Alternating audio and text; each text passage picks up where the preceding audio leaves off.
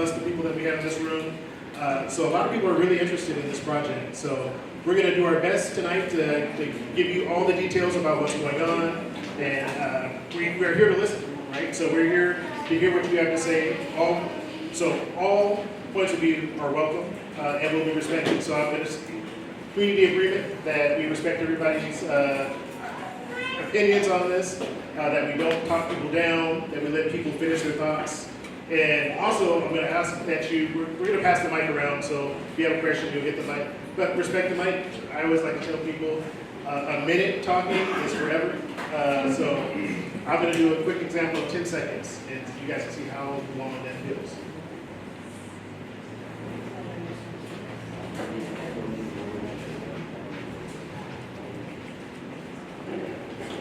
All right, that's about 10 seconds. So just think if you talk for a minute. Keep it short, keep it concise if you will. Again, we're going to stay here and take your questions as long as it takes. So, we said 8 o'clock. As long as Carmen lets us stay, we'll stay and answer questions, or we'll answer questions outside on the sidewalk. And there's some questions as to why we are here again. I can give you a brief overview, but I'll give you from community members' standpoint because we thought this has all been discussed already. So if you are watching at home and figuring out why are we talking about it again, in 2022 we had a brief survey, they did outreach, and it came with the conclusion of the design that's kind of being implemented. It was about May of 2024, last spring, that we started to inquire and understand a little bit more of this design, and then realized that a lot of folks felt that they weren't adequately engaged. They also felt like they weren't adequately outreach, and there's a lot of folks that didn't feel like they were that they knew about it. And majority of them were BIPOC, refugee, immigrant communities, and merchants. So when we hear that, we went back, we understood what was happening, we realized that there is more work to be done. A lot of communications came back, and the county was willing to sit down and talk to us about it. We talked one time, we were able to solve it a little bit. We talked again, we were able to solve it a little bit more, but we thought that this was the perfect opportunity to speak about it. So today, if you have certain types of feelings, thoughts, and you want to kind of discuss, we have interpreters. You can speak through them or you can speak yourself. But I do want you to know that this is your opportunity, your space to speak, because you have Leon Richardson here, you got deputy directors here, and you got Trisha Davis is here. They're willing to listen, and I want to make sure always also there's going to be community members here that don't quite engage as well as some other ones. Please be aware of that. If you are a member that don't feel uncomfortable at all, please be aware of your neighbors that might feel uncomfortable to engage, and give them a little space to speak, because this is not really normal for everyone. So that's the ask for everybody. Just be aware of who you think want to say something that might not feel comfortable saying it. Give them that space. All right, thank you, Kenan. All right, I think we're going to jump right on into the program or the project overview, and Trisha Davis. Thank you. Thanks everyone for being here. That was a really fantastic introduction and a good context setting for why we're here tonight. We're talking about a project that is a safety project focused on pedestrian safety and traffic calming on 16th between 100 and 107th. We recognize this community really, we'll talk a little bit more about the details of the project as we go through, but this is an area that really needed to be a safer street for everybody. And that's our #1 priority at King County Road Services. And I actually should repeat again, I'm Trisha Davis. I'm the Director of the King County Road Services Division. And #1 priority for us is safety, and safety for all users. Knowing that traditionally roads were designed with speed for cars in mind, and we're really trying to shift that so that our infrastructure is safe for all users, and that includes pedestrians, cyclists, car drivers, everybody who's using our road space and sharing those spaces. So we were able to get a grant from the state a couple of years ago for this safety improvement. And with that in mind, we looked at a bunch of different safety improvements as part of designs. We had a couple of design options that we were looking at. We narrowed them down in the beginning of 2022 to 2 options. One, and they all had calming measures such as curb bulbs, intersection improvements, reducing the number of lanes. Again, as we go into the presentation, we will get into more of those specifics. One of the designs had bike lanes. One of the designs didn't have bike lanes. In 2022, we thought both options had more parking than today. And we thought actually they had more parking at the time in 2022 than we think they do today. So that was a change since we first asked for opinions in 2022 and today, which is one of the reasons why we want to make sure that we are hearing from you, knowing that the information we presented a couple of years ago has changed. Also, we do want to make sure that we're reaching more people, that we're hearing more voices as we make our decision, as we finalize our design. So that's why we're here today. And let's see, just trying to make sure I cover all the points on here. One of the things that guides what we do at Rhodes is the funding source, because different funding sources have different requirements. One of which is just timing. We got this grant a number of years ago, and so we really do need to start construction within the next year to make sure that we complete this project. So that's why we kind of rushed to have this meeting, just because we want to finalize and settle on a design in the next month so that we can get this project moving and make these improvements as soon as we can, hopefully next year. We also have a lot of regulatory requirements on any project. So some of the things we need to do, for example, when we do a project, is we need to make sure that we secure all the property interests to do it, which is a very bureaucratic way of saying that if we're going to take someone's property, we need to compensate them for it. We need to make sure that we're just treating everybody who's involved in the project fairly and according to all the regulations that we follow. So that's one of the things that actually made this project take a little longer than we had originally planned. I think we're ready to go to the next slide. Okay, yeah. I actually have a question on that, because there's so many areas out here where I can't get off of this. I have to go all the way back down more than 2 blocks, just and have to be on the street on this, or someone in a wheelchair out there, because there's no handicap lane. Yeah, so I'll just summarize. The comment was about our accessibility, about our ADA, or American with Disabilities Act requirements for accessibility, that often folks who are in wheelchairs have to travel farther to find that accessible feature. So that's a really important consideration in our designs, and we know that we've got a long way to go. Our infrastructure was not originally built that way, and as we improve our infrastructure, that accessibility for all users, for folks who I will. this morning when I got off the 128 up there, Hill Gardens. No handicap ramp there, I had to go back and I had to go through somebody's yard just to be, because there was no ramp there. I said, "Where do you go through this yard?" But where do you go through? There's no ramp here. Well, just don't come like, I'm not gonna jump the slide with this. Somebody in a wheelchair is not. The other person across the street goes, no problem, go for it. And thank you. Since we're online too, and folks who aren't on a microphone, I don't think can be heard, I'll just repeat. There are a lot of accessibility challenges, and if you're in a wheelchair, especially if you went to Ceola Gardens first this evening, it was a harrowing journey to get here. So I just want to say, I just want to hear that, recognize that, and know that this is an important thing for us to consider in all of our designs. And I know that Metro Transit is one of our partners at King County. They are also working on accessibility so that more of our infrastructure is accessible for everybody.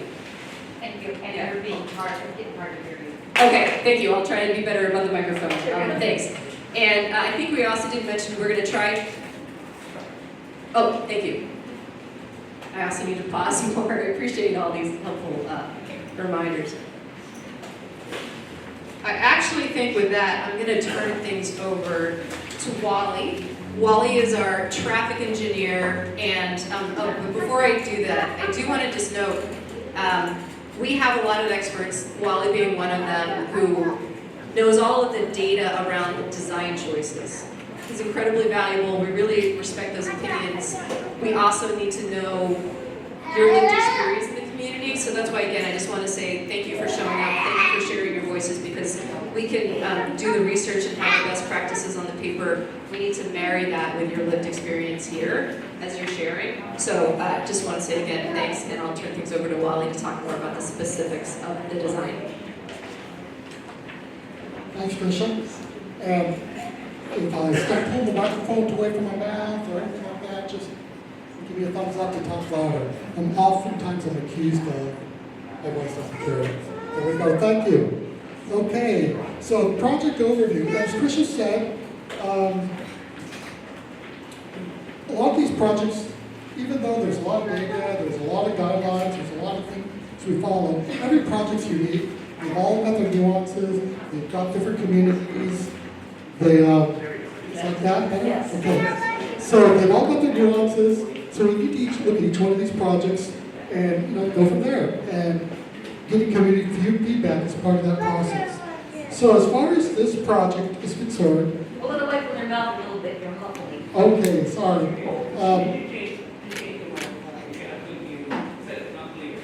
Check, check, check. Check. Pull it away from your mouth a little bit. Yes, thank you. Okay, is this one better? Hold it too close to your mouth. Okay, I'll just talk loud. How's that? Is that better? Yes. Okay. My wife is always telling me to speak up. She said, you're ignoring me again. But no, really, I'll speak up. Okay, so on this project, I'm going to hold my notes up. So this is a traffic safety project. In other words, it's looking holistically at this corridor, and we're designing not just for vehicles. In the old days, as Tricia alluded to, a lot of these roads were built for vehicles, but we also look at the pedestrians, the cyclists, and the pedestrians include people crossing the street, people pushing strollers, it's the whole gamut, as well as the cars and trucks on the road. So it's safety for all. So in looking at that, the goal of this project was including several elements, including the curb extensions. In other words, the little concrete islands at the intersections that reduces the crossing distances. There's pedestrian activated flashers. So at the crosswalks, push the button, the flasher goes off, and people can cross. The other element that we see more of nowadays is taking these 4-lane sections and reducing those to 1 lane in either direction with a turning lane in the middle. And what that does, it reduces conflicts. Drivers can focus just on 1 lane and not on the car beside them. And it makes for a safer, calmer situation. And another part of that are the bike lanes. It again reduces conflicts makes it easier for the drivers, where the cyclists are, they're not in the lane with them. And it's just part of that comprehensive design. And another goal of this project that we looked at, and especially later on with the community feedback from Kim Dong and others, was the number of parking spaces. So our original design actually decreased it by 3. So the engineers went back, looked for places where we could add more parking, and they added 6 more spots. So now this design includes 3 more spots than were originally designed for. And the other thing is, when we're looking at parking, is where does parking go? Some of the community feedback we had early on was there wasn't enough parking by the food bank. So some of the parking shifted from other areas, so there's more parking in front of the food bank. And those numbers we'll get into as we go through the presentation.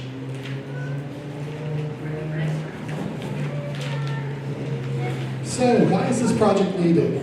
One thing you're always hearing is, we don't have enough money in government or in roads. So there has to be a reason to do the project. Here it was an extensive accident history. That was pretty high. And that's what led to this project being looked at, grants being applied for, and moving forward. So you can see the numbers, maybe you can't, but there's quite a few collisions. So in about a 12-year history, 291 collisions in this area. 26 involved pedestrians, it's a pretty high number, and 109 injury collisions. So that's pretty high. That was really the driver for this project, is looking at that and how how do we reduce that? And one thing we found through studies and experience, that projects like this can have a significant impact on the reduction of collisions. So typically around a third, I think it's around a third less. So it's quite a bit. And if you're one of those 109 people, and so a third less, that's a big difference. So that's what we're striving for.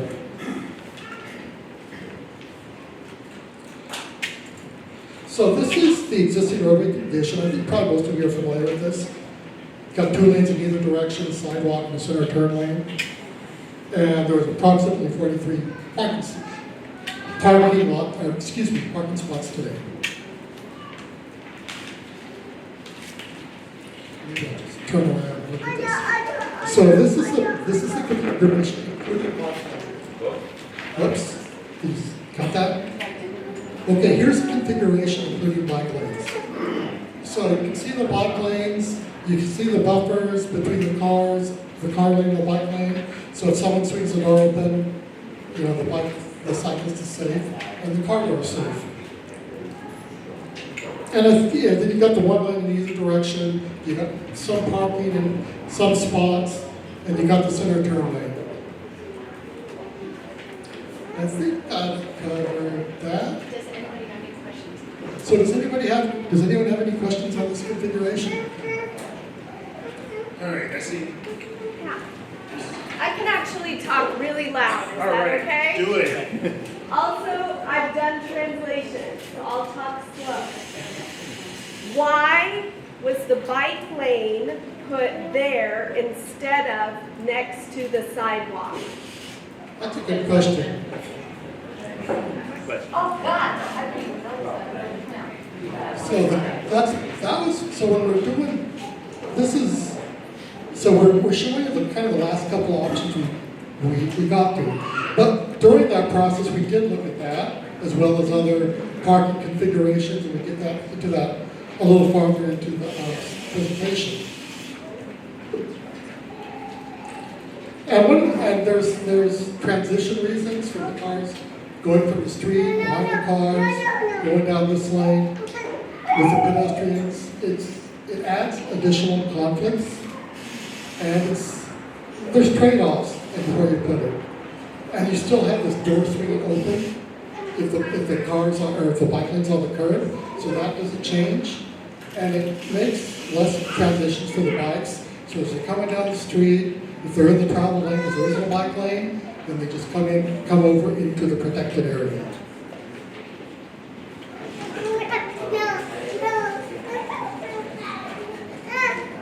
I was going to ask, why is the buffer only 2 feet, but in the other scenario, the buffer between the cars and the moving other cars are 4 feet?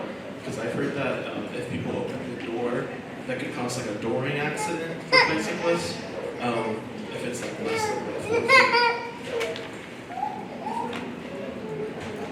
On the other scenario, Can you repeat his question real quick for Sure.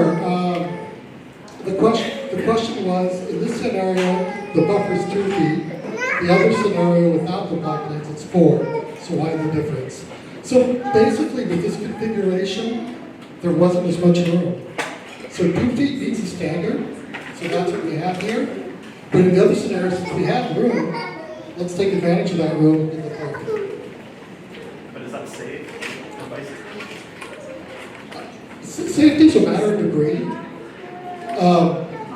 There's choices, there's balance. And in this case, the 2 foot, and one thing we do is we get feedback from bike communities. There's a lot of literature out there, there's a lot of studies, and this reflects that information. Speak up again. Your mother again. we have one? We have a question back here. Has there been any review of the changes that have happened on Capitol Hill along Broadway where that has a similar breakdown? I've heard a lot of people that drive or park up there end up having, collisions or having issues with bicyclists on that lane, having to go from a parking spot across the bike lane into traffic can cause conflicts as well. Has there been any corresponding data for that to see how it would affect the street here? Sure. I'll try to repeat your question, so jump in if I don't get it quite right. But you alluded to an area in Capitol Hill with bike lanes similar to this that's had some issues with some conflicts. And your question was, did we look at that area just to see how that one's working? So I don't believe we looked at that specific area, but there's plenty of examples, you know, around the Seattle area, around this area, that we do look at. Our engineers look at studies, they look at information out there, and they use that information. They look at the particular area, see how much room there is, what works, what the nuances are, what the users are, and all that data gets funneled into the preferred design. We have a couple. I'm going to go to her, and then we'll come to you, and then we'll make sure we keep time, and we do a good job with it. Hi, excuse me, what happened with the business that we did parking for our business?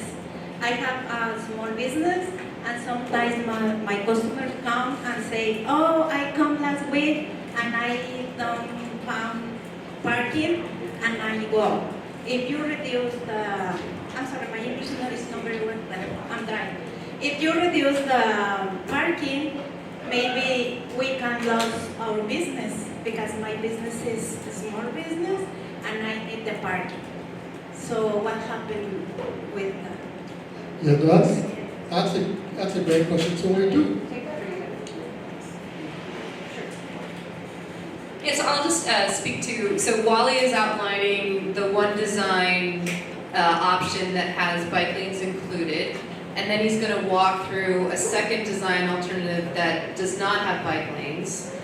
This first option has 3 more parking spaces than our current state. So today's parking is 43 on-street parking spaces in this area.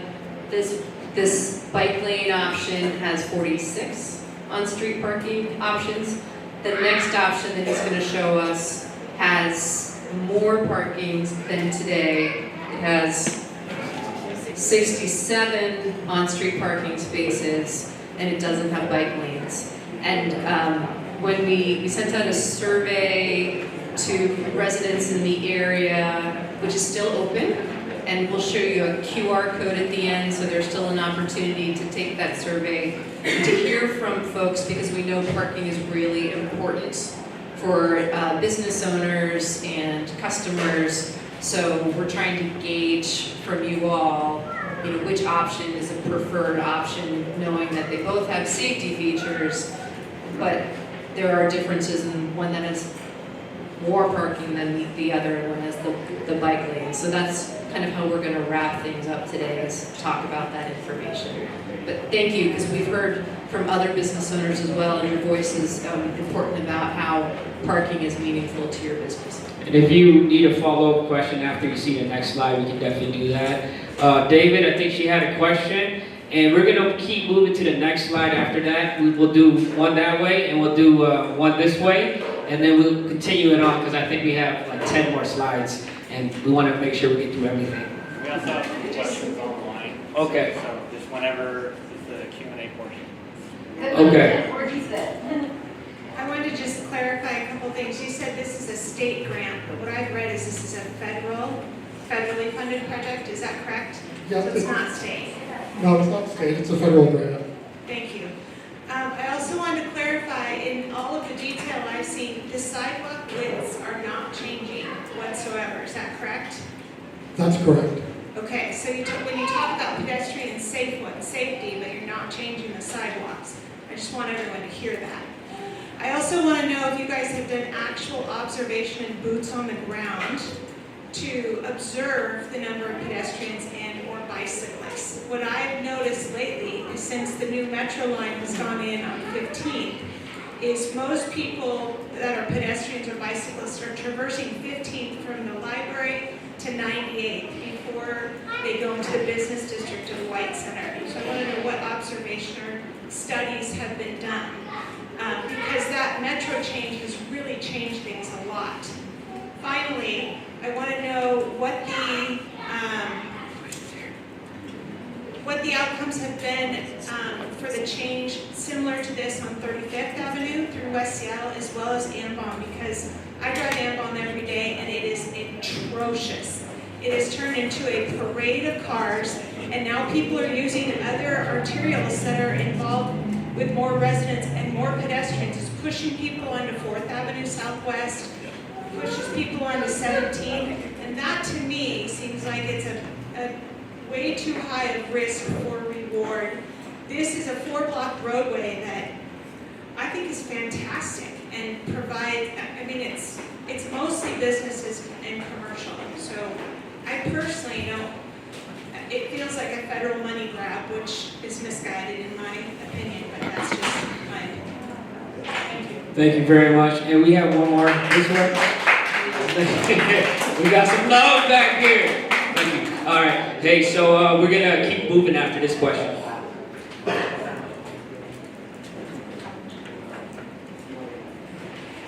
Hello, my name is I'm a business owner in Anaheim City. I'm a business owner on the city. So I've been here like 14 years in my city. We doing business, and it's been a very long time. I'm very surprised when we add the pipeline to the street, because we have been trouble with parking. We really need parking. But I don't know why, but if you want to develop White Center, to make it bigger, so we need parking. White Center not only located in a small area, but it's a connecting spot between Durham, Southwest, and everywhere. Let's say in the future, we want to make it bigger. If we add violence to it, so it's gonna be, you cut off the parking. But the thing is, we need as many parking as possible. Think about how you can develop White Center if you have less parking, right? My customer everywhere from Everest, Renton, Duquesne, from everywhere, they come to the place, where's the parking, where can I park? And they go, they leave. And right now, we need more parking. So that's my concern about parking. My next question is, I know there are 2 options, 1 and 2. I already vote on option 2 because I need parking. And my question is, will, let's say, more people choose option 2 than option 1? Let's say more people choose option 2 than option 1, and your team will follow option 2. Yeah. Thank you. Quick question was, if there was more choices on the survey, how do you make your final decision? If there's a slide for that, we can answer that, or if you want to take it now, it would be great to take it now also. Yeah, so we do have more slides, and we talk about that a little bit later. But yeah, there are 2 choices. What we're not doing with the survey is it's not a vote. We're not going to tally things up, and the choice with the most vote is automatically like a winner in an election. This is not an election. It's really a gauge of community input and interest. So we really want to get a good sense of the community. When we did the survey 2 years ago, we did hear a lot of different opinions. We did see a slightly larger number of interest with the bike lane option. But we want to go back again and see, did we get that wrong? Did opinions change? Did we not reach all the right voices? So that's why we're asking this again. And when we get the results of the survey, one, we're going to share that out with folks. And we do have a project website, and we'll have that links to that here later. So we'll share the results of the survey. We'll also share the decision that we make with that input. The survey is one piece of data, that's one piece of very important information. What we hear through this conversation is also important. We also need to make sure that we can fulfill the timeline for this grant so we can finish this project. But we'll take all of those things into consideration. So thank you. So it's not going to be a straight numbers game. I just have a real quick question. How are you making sure that the survey is representative of what the community is feeling without including like a demographic information? I mean, like, how are you finding out if you're reaching the right people or getting the right voices? Yeah, so a survey is never perfect, and it is anonymous, so we're not asking for demographic information, so we're not tracking that. What we did is we sent the survey to businesses and residents within this local area, within this zip code. So we're trying to reach the folks who live here, the folks who have businesses here, first and foremost, and sharing that information. So we can't guarantee it's representative. And then once again, this is, it's not an election, it's a gauge of interest. So it's not a perfect piece of information, which is also why we're not using it as, a perfect one and only answer for a decision. I think we have slides for survey and we have a slide for what you're talking about. But hopefully before we leave tonight, we understand what that means, gauge of interest. Because that needs to be defined for us also, what gauge of interest means. Because I know you might have working titles, but I think it'll be nice for all of us to understand what gauge of interest is, so hopefully we can see that. So if you have questions about that, please hold that until we get to those slides. Hold on, we have one more quick question. It's about over on 15, where the people that are camping out at are getting moved out tomorrow. Why not clear that out and make that like center business parking? I'll take that. Thank you, Lauren. All right, let's keep going.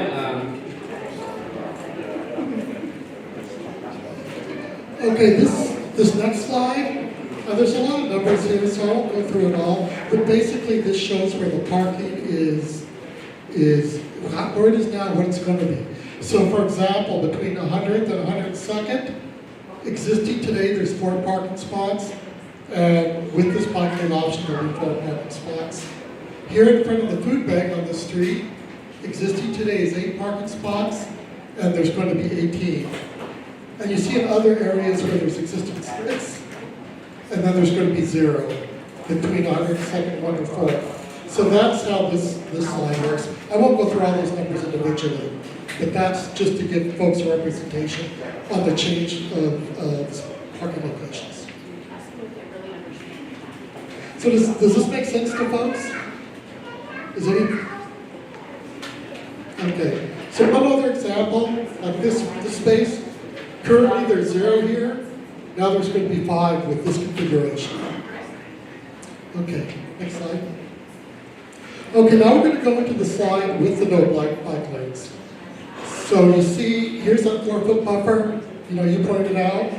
And again, there's more room because we have that same width, and we're putting a little less into it. So we've got the 1 lane in either direction, like the other option, as well as parking on both sides of the existing sidewalk. And this would yield 67 total parking spots. And this is a similar slide as the last one. So for example, on this side of the street, existing 4, and now there's 11 with that option. And between 102nd and 104th, this side of the street stays the same, but this one went from 4 to 11. And then those numbers over there, it's where you're at. Quick question, we're going to pause. Is that okay? All right, we got to this slide, we're going to pause real quick. I think there's some questions, go ahead and ask.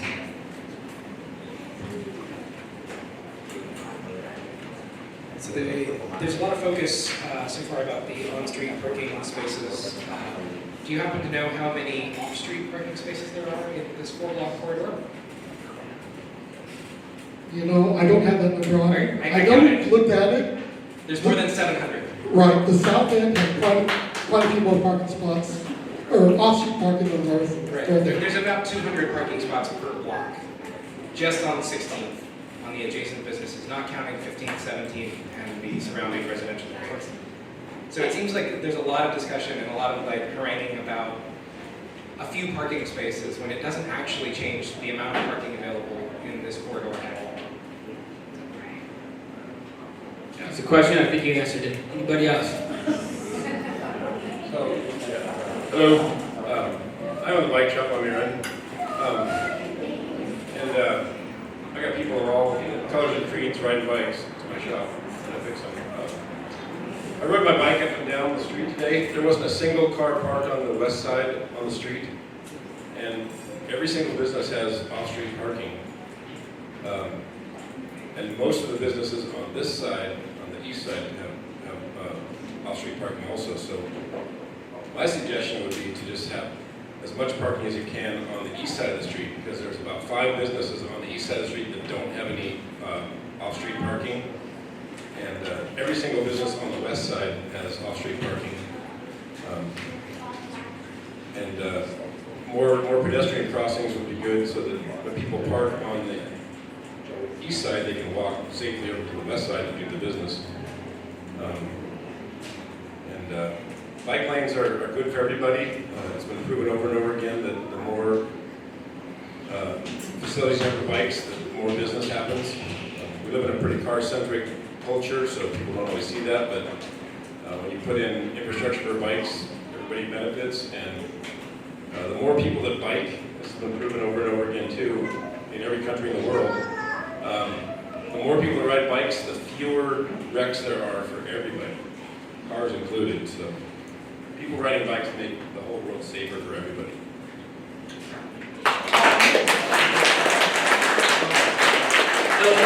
No question. We've got a question over here.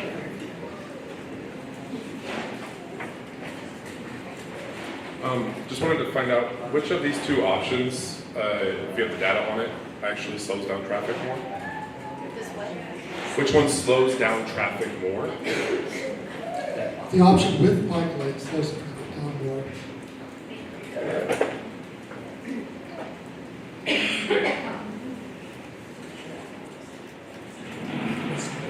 Yes, I have a question for you. You say that you survey is 2022, that you survey when people agree to put the bike lane on it in 2022, right? Instead of the COVID-10, how did you survey that the bike lane, everybody agree for the bike lane? Because, let me tell you this, the 25 and 30 miles per hour on the street.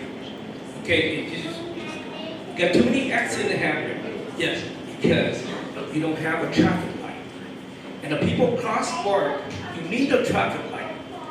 Now you put the bike lane on, and the people drive with 35 or 40, sometimes they go 45 miles per hour. The people drive by, something happened, people backing down and knock the people by the bike on the middle of the street. You're gonna got more accident, more people got killed. So my opposite, I don't like the bike lane, honestly. So I just want to, I think the way it is, it looks better. All you need to put the traffic lights on the crosswalk by 104, 100, and then they have a traffic light right there to slow people down, and that's it, that's safe. That makes sense, right? So because you're telling me that you surveyed 2022 to COVID-10 or 2021 to COVID-10, and you're telling me that I'm disagreeing with it. Because you say that people, you survey that people like to put the bike lane on it. I don't know who you talk to.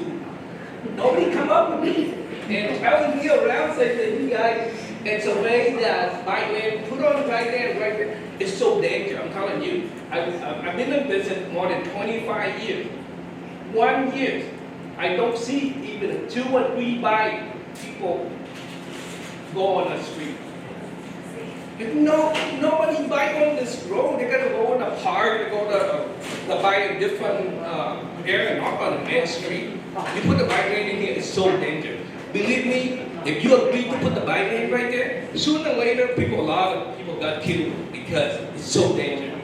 35 miles per hour, 40 miles per hour. You have the bike lane, it's dangerous. You're gonna. Okay. No, you're good. Thank you. And I'm going to recommend we just run through the rest of the slides, because there's a lot of really great thoughts and questions, but if you could just hold those until we get through the end of the material, and then we'll keep getting to the different questions, and we're hearing a lot of opinions as well, which we really appreciate getting all these different perspectives, so thank you. Okay, I think the last couple slides will be a little bit quicker. This is a summary of what we talked about. So the first option is with the bike lanes, or this column's with the bike lanes, this column's no bike lane, the last one's existing. The check marks just show, of what we're putting out there, the sidewalk extensions, one lane in either direction, that sort of thing. Is there any questions on this slide? Oh, sorry, Tricia said no more questions, so we're good. But I think that's pretty straightforward. This one is a little bit busy. I don't know if we're going to be able to see it, but the people that live here probably already know what's out there. So it's just the different configurations. And then going back to the decisions on the project. So safety and the safety data, that's really the main thing. And that's how we got the grant. If we weren't approving safety, we would get the grant, just to be straightforward, because that's the goal. So that's and I understand there's different opinions on what works and what doesn't. But as I said before, when we've done, these are called road diets, when you reduce the number of lanes, they show, almost overnight, a dramatic decrease in collisions. So that's what we expect to see. So that's really the main driver. This last slide is our first iteration when we went to the public with how many parking spots we were going to create. Our numbers were off. We hired a consultant to do the first look. I think this was before we'd really done any engineering on it, just to see kind of what was out there. And there's things that weren't taken into account, for example, fire hydrants, can't park cars next to those, intersections, and driveways, need to leave side distance lanes open. So that's really what kind of bumped up those numbers. As we went along the design, truth was out, those numbers came down. And again, different things we looked at, just different types of angle parking, just as part of the process. Angle parking, back end angle parking, perpendicular, parallel. We just went through that whole gamut, through the design process. And one question we had was, how much should bike lanes cost? What's it going to add? This is an approximate number, it's an estimate, but it's around $85,000. And a lot of that is paid. We've got some detectors for the bikes as they approach a couple of the signals. We've got, in spots, we've got these types of markers. But anyway, that's kind of what goes into it. So really that was the question, is what does this cost? So it's about a half-mile stretch. So that's what you get.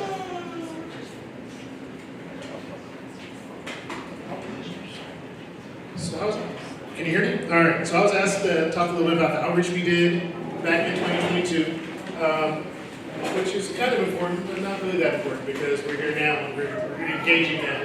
But it's our practice to go door to door. So our team and with some of our community partners, we went door to door in the business district and passed out flyers about our information to each business, and we have that in multiple languages as well. We sent out 4,000 postcards, so best practice that we try to do at DLS is to get the word out to everybody. We send out a postcard to everybody in the affected areas. Thank you. We did the online survey in February. Again, we had almost 1,800, 880 plus people take the survey. We went to community activities that were happening during that time. And again, on our social media. And we asked our partners to share this information as well. So we tried to have a robust outreach effort whenever we do any projects. And again, we're not perfect, so we don't hit everyone. This time around, again, we did the 4,000, the mailing to 4,000 businesses. The survey is out to, again, survey responses. So this is from July 10th to July 16th. So this was before the postcard, right around when the postcard, right before the postcard coming out. So far, 75% of the people that we've received so far are with bike lanes as of July 10th through the 16th. And that's raw data translated to 37 and 9. So 37 people. So that's not, not definitive at all, but it's where we are right now. So we need you to encourage your people to take this survey. Right now, you can see where we are.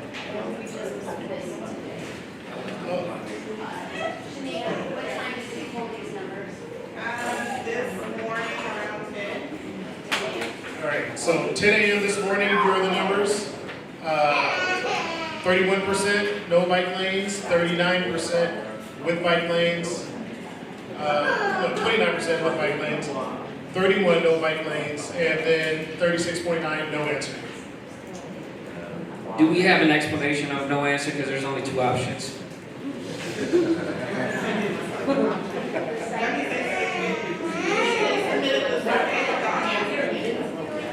Okay, so if you see a no answer, someone clicks submit without choosing one or two, do they have feedback, or they just open it and click submit and bounce? I didn't put any feedback in there. We can check the data to see if those people who submitted their survey without selecting an option have feedback. Why not ask us here now? Well, we're getting to that. Yeah, and we'll have more time for opportunity. I think this is the last slide, I believe. So where do we want to go back to the slide and then open discussions?